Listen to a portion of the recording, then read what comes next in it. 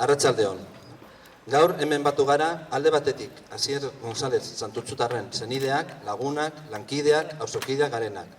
Eta gurekin batera daude Bilboko eta Euskal Herriko hainbat eragile sozial, sindikal eta politikokatako ordezkariak.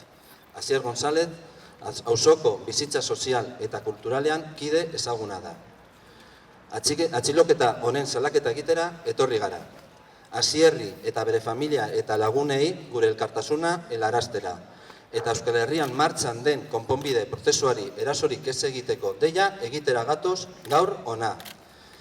Lehenengo eta bat, atxiloketa hau salatzerakoan gure kezka gordina adierazi nahi dugu. Asier González Guardia Zibilak atxilotu du eta inkomunikazio egoeran daukate. Hau da, defentsarako eskubide oinarrizkoa urratu egin zaio. Guardia Zibilaren eskuetan jasan dezaken tratuaren inguruko kezka adierazi nahi dugu. Euskal Herrian, 2014an, oraindik orain, tortura erradikatu gabeko gaitza delako. Estatuak, inkomunikazio egoera hau agintzen duen unetik, torturari atea zabaltzen dio. Gure lehen salaketa irmoa beraz, hildo horretatik doa. Nahikoa da salbuespen egoerez, nahikoa da inkomunikazioaz, indefentzioaz, torturaz eta impunitateaz. Bigarrenik, hemen batutako auzokide elkarte, alderdi, sindikatu eta eragile sozialen partetik, gure elkartasunik beroena helarazi nahi diogu une honetan atxilotutako Asier Gonzálezi eta bere senide zein lagunei. Era honetako atxiloketak egotea 2014an ulertezina eta salagarria da gure ustez. Euskal Herrian egoera politiko berri bat bizi dugu. Herri honetako gehiengo zabal bat konponbidearen, bakearen eta giza eskubidearen alde dago. Eta helburu horiek lortzeko urrats positiboak ematearen alde.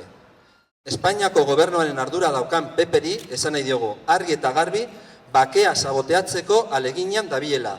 Eta jarrera hori ez duela ez ulertzen, ez onartzen Euskal Herriko gehiengo sozial oso zabalak.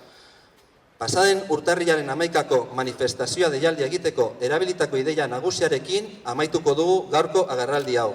Euskal Herrian hainbat urrats egiten ari gara giza eskubideen, konponbidearen eta bakearen alde.